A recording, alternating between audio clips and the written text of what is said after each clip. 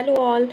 इस वीडियो में हम बात करेंगे कि आप कैसे अपना एमएड साइनॉप्सिस प्रिपेयर कर सकते हो। एक बेसिक डिटेल या बेसिक आइडिया मैं यहाँ पे आपको बताऊँगी। मैंने कुछ पॉइंट्स नोट डाउन किए हुए हैं इस वीडियो में, जिससे आप इस तरीके से आप इसको देख लोगे तो आपको ये समझ में आएगा कि आखिर स्टार्ट कहाँ से करना है मुझे साइनॉप्सिस प्रिपेयर करना।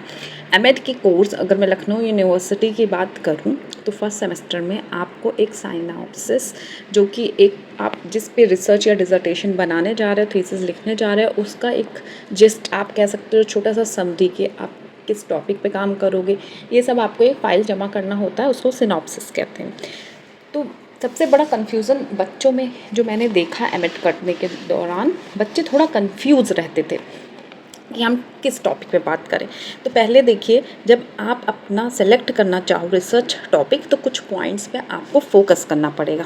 पहली बात तो है कि आप एमएड कर रहे हो तो आपका जो टॉपिक है ना, वो रेलेवेंट होना चाहिए, मतलब फील्ड ऑफ एजुकेशन से। देखिए यहाँ पे मैंने नोट डाउन किया हुआ है, जैसे कि मैंने यहाँ पे एग्जाम्पल्स भी दे के रखे हुए हैं। अगर आपको कोई इंटरेस्ट है किसी टॉपिक पे तो आप उस पर आप फर्दर प्रोसीड कर सकते हो।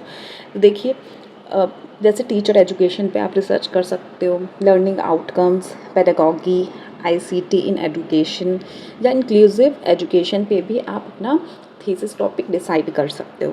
दूसरी बात ये, जब भी आप टॉपिक कहीं नोट डाउन, आप 5-6 टॉपिक नोट डाउन करिए, आप अपना इंटरेस्ट देखिए, फिर ये भी चेक करिए कि आपका जो टॉपिक है ना, स्पेसिफिक होना चाहिए। बहुत ज़्यादा ब्रॉड एरिया पे मत लें, क्योंकि एमएड का जो डिसर्टेशन होता है वो सिर्फ आपको लास्ट के सेमेस्टर में मोस्टली रफली 5 to 6 मंथ ही मिलते हैं। उसमें आपको planning, data collection, analysis and interpretation भी करना होता है।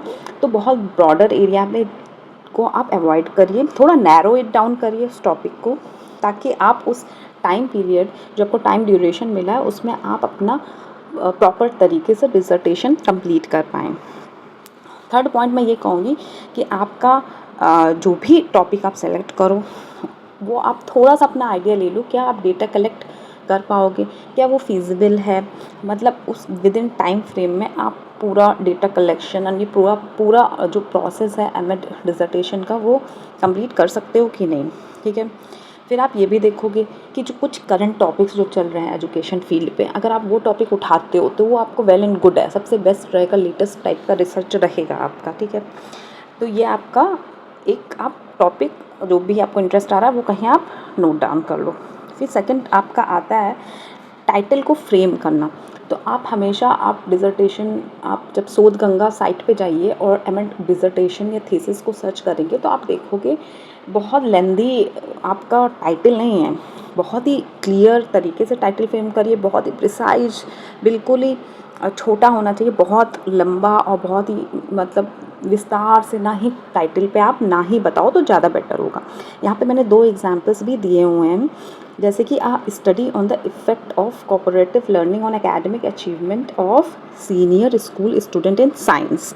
दूसरा topic attitude of BEd students towards online learning platforms. तो आप देख रहे हो टाइटल में हमें बिल्कुल पहला अगर हम उठा के देखें तो हमें पता चल रहा है कि हम इफ़ेक्ट निकाल रहे हैं कोऑपरेटिव लर्निंग का, किस पे, एकेडमिक अचीवमेंट, किन बच्चों पे, सीनियर सेकेंडरी स्कूल स्टूडेंट्स पे, सब्जेक्ट क्या है आपका, साइंस। तो टाइटल बहुत ही प्रिसाइज है। देखिए, आपको समझ भी आ रहा है कि डिसर्टेशन में क्या ही समझाया होगा स्टूडेंट ने, किस पे वर्क किया है, तो ये समझ में टाइटल से आना चाहिए। तो ऐसा फ्रेम कर लीजिए, आपको बहुत आइडियाज़ हैं। ठीक है, थर्ड आपका आ जाएगा ऑब्जेक्टिव। जब आप टाइटल लिख लिया, आपने सेलेक्ट कर लिया कि हाँ भाई मुझे इसी पे वर्क करना है, मेरा ये मुझे ये समझ में आ रहा है, तो फिर आप ऑब्जेक्टिव फ्रेम कर लीजिए।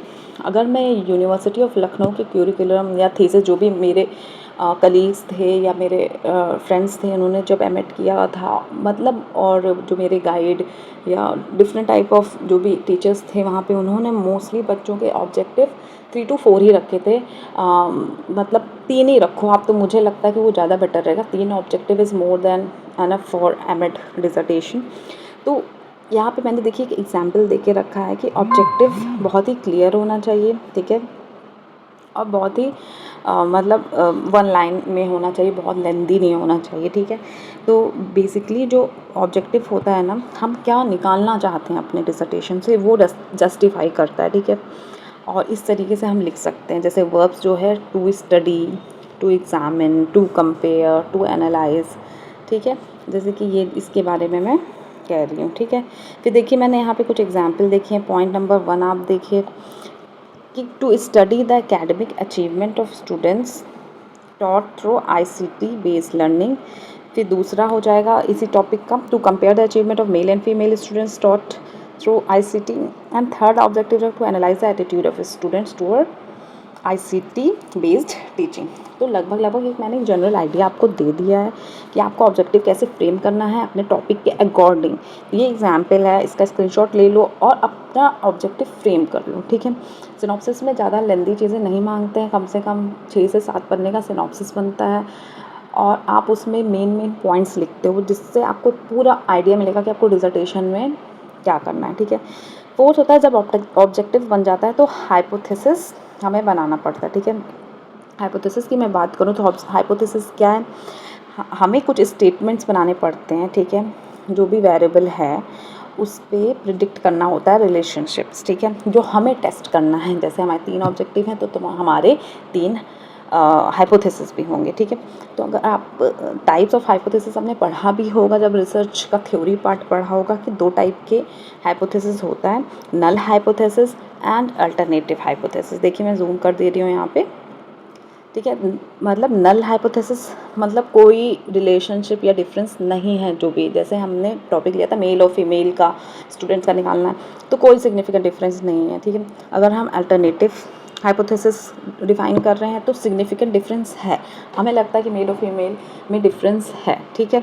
इस तरीके से आप अपना हाइपोथेसिस फ्रेम कर सकते हो। यहाँ देखिए मैंने एग्जांपल दिया, उसी टॉपिक के लिए मैंने यहाँ पे हाइपोथेसिस बनाया हुआ है। इसका नल हाइपोथेसिस जो है, no significant difference exist in achievement of male and female students through ICT। और H1 हो गया आपका जो कि है alternate hypothesis, a significant difference exist in achievement of male and female student taught through ICT, ठीक है। हमारा रिसर्च अगर क्वालिटेटिव है तो फ्रेम जो भी करेंगे हम रिसर्च क्वेश्चन, मतलब हाइपोथेसिस हम नहीं बनाएंगे, हम रिसर्च क्वेश्चन बनाएंगे और मतलब एक स्टेटमेंट जो क्वेश्चन मार्क्स पे एंड होगा, ठीक है, उसको हम रिसर्च क्वेश्चंस कहते हैं। लेकिन एमएड में मैं कहूँगी कि अगर आपका जैसे क्वांटिटेटिव रिसर्च है तो आपको हाइपोथेसिस आपको बताना पड़ेगा, अल्टरनेटिव हाइपोथेसिस या नल हाइपोथेसिस, ठीक है। एग्जाम्पल मैंने दे रखा है। फिर लास्ट बात होती है मेथड, कौन सा मेथड आप यूज़ कर रहे हो, ठीक है, रिसर्च में अपने। तो आपको भी पता है कि जब आप डेटा कलेक्ट करोगे तो आपको उसमें रिलेशन देखना पड़ेगा, ठीक है। तो पहले तो हम रिसर्च मेथड की बात कर लें कि देखिए different type of research method होता है, एक्सपेरिमेंटल, डिस्क्रिप्टिव सर्वे, केस स्टडी, हिस्टोरिकल। किस टाइप का रिसर्च आप करना चाह रहे हो ये आपको डिफाइन करेगा कि हाँ मैंने एक्सपेरिमेंट यूज़ किया या डिस्क्रिप्टिव ही है या मैंने एक ही इंसान पे काम किया, केस स्टडी है कोई, या हिस्टोरिकल है, ठीक है। फिर दूसरी बात ये होती है कि हम अपना डिफ़ाइन करेंगे पॉपुलेशन एंड सैम्पल। हम यहाँ बताएंगे जो हम रिसर्च करने जा रहे हैं वो हमने 50 बच्चों को उठा के किया है या 60 में या 100 बच्चों पे। तो लगभग एमएड में मैं अगर बात करूँ मैंने किया था 60 स्टूडेंट्स पे काम, आप 100 तक जा सकते हो। थोड़ा हमारा टाइम ड्यूरेशन कम है तो आप, मुझे लगता है कि 100-150 के ऊपर आप मत ही पॉपुलेशन सेट करो उसका, ठीक है। जैसे कि मुझे यहाँ पे पॉपुलेशन सैम्पल में मैंने लिखा है हु आर यू स्टडिंग, आप किस पे वर्क कर रहे हो। एग्जाम्पल 100 बच्चे हुए, कौन से क्लास के, 9th के, कहाँ के, इस शहर के, ठीक है, रायबरेली मैंने यहाँ लिखा हुआ है। टूल्स एंड टेक्निक्स का यूज़ करोगे, इसको आप ना सिनॉप्सिस में एक पैराग्राफ में 6-7 लाइन में डिफाइन कर लो। मैंने जैसे क्वेश्चनायर यूज़ किया हुआ था तो मैंने क्वेश्चनायर पहले मैंने समझा दिया कि ये मेरा रिसर्च है और उसके अकॉर्डिंग मुझे क्वेश्चनायर यूज़ करना। क्वेश्चनायर ये होता है, इतने टाइप्स के होते हैं, मैं ये यूज़ कर रही हूँ, मैं स्टैंडर्ड क्वेश्चनायर यूज़ कर रही हूँ, ठीक है। आप achievement test, attitude skills, interview किस तरीके से, कौन सा टूल एंड टेक्निक यूज़ कर रहे हो उसके बारे में डिफाइन कर दो। दूसरा टॉपिक है आपका स्टैटिस्टिकल। यहाँ पे आपको कुछ कैलकुलेट नहीं करना है, बस आपको एक जस्ट इन्फॉर्मेशन देनी है कि हाँ भाई मैं डिसर्टेशन में ये काम करूँगी, वही आपको सिनॉप्सिस में पुट करना है। स्टैटिस्टिकल टेक्निक्स में आपको पता ही है, जब आप डेटा कलेक्ट करोगे जो भी आपका रॉ स्कोर ये स्टैंडर्ड स्कोर जो भी आएगा उसका mean, SD, t test, ANOVA, chi square, correlation लगाओगे तो उसके बारे में भी यहाँ थोड़ा डिफाइन कर देना। फिर प्रोसीजर बताओगे, step by step point wise भी लिख सकते हो कि मैं यहाँ गई, मैंने ये स्कूल सेलेक्ट किए, मैंने ये क्लास के स्टूडेंट सेलेक्ट किए, मैंने ऐसे ऐसे क्वेश्चन बांटा, बच्चों से भरवाया, डेटा कलेक्ट करा, ऐसे करके आप यहाँ पे डिफाइन कर सकते हो। नेक्स्ट पॉइंट आता है स्कोप एंड लिमिटेशन। सिनॉप्सिस में ये भी एक हेडिंग होती है, आप इसमें यहाँ पे बताना पड़ेगा कि स्कोप क्या है, मतलब जो हम स्टडी कर रहे हैं वो कहाँ तक लिमिटेड है, ठीक है। Coverage of study, like example देखिए मैंने यहाँ पे रखा है, only secondary students in one district, ठीक है, सेकेंडरी स्टूडेंट्स का ही हम ले रहे हैं। लिमिटेशन हो जाएगा, कंस्ट्रेंट्स क्या हैं हमारे कि ये स्टडी रायबरेली में ही की गई है, ये स्टडी सिर्फ 100 बच्चों पे की गई है, ये सिर्फ सीनियर स्टूडेंट्स के लिए है, ये सिर्फ लिमिटेड है एक ही डिस्ट्रिक्ट पे जोग्राफिकली, आप थोड़ा डिफाइन कर दोगे, ठीक है। रेफरेंसेस आपको देखिए मोस्टली एपीएल स्टाइल ही यूज़ करना है। रेफरेंसेस के बारे में मैंने वीडियो डाल दी है कि आप कहाँ से कोई पेपर साइट करना चाहते हो, उसका रेफरेंस एपीएल स्टाइल या किसी भी स्टाइल में लिखना चाहते हो तो कैसे लिखोगे, आप जाके वीडियो देख सकते हो। तो ये हो गए मेन, हम जिस ये सब टॉपिक्स पे हमने बात की अभी, और यही आपको सब हेडिंग्स यूज़ करके, ठीक है, आपको बनाना है अपना सिनॉप्सिस। तो मैं आशा करती हूँ कि आपको ये समझ में आया होगा कि क्या क्या टॉपिक्स यूज़ करने हैं, कैसे कैसे लिखना है और कैसे प्रोसीड करना है एमएड सिनॉप्सिस फाइल बनाने के लिए। तो मैं एक जल्दी से रिवीजन दे देती हूँ। पहला टाइटल हो गया, सेकंड इंट्रोडक्शन हो गया, थर्ड रिव्यू ऑफ लिटरेचर भी लिखोगे थोड़ा आप, स्टेटमेंट ऑफ द प्रॉब्लम लिखोगे, ऑब्जेक्टिव लिखोगे, देन हाइपोथेसिस या क्वालिटेटिव अगर आपका रिसर्च है तो रिसर्च क्वेश्चंस लिखोगे। फिर मेथडोलॉजी में आप ये सब हेडिंग्स लिखोगे like research method, population and sample, tool, procedure, data analysis, scope and limitation लिखोगे। देन रेफरेंसेस, ये करने में आपके 7 से मुझे लगता है 10-11 तक पेज आपका सिनॉप्सिस हो जाएगा। नेक्स्ट वीडियो में मैं अपना सिनॉप्सिस दिखाऊंगी जो मैंने सबमिट किया था अपने एमएड कोर्स में। तो उसके लिए इस वीडियो को करिए लाइक और मेरे चैनल को करिए सब्सक्राइब, और कोई भी प्रॉब्लम आ रही है तो आप नीचे इस वीडियो पे कर सकते हो कमेंट डाउन, और मैं रिप्लाई करूँगी आपके सवालों को। Thank you for watching, good bye guys.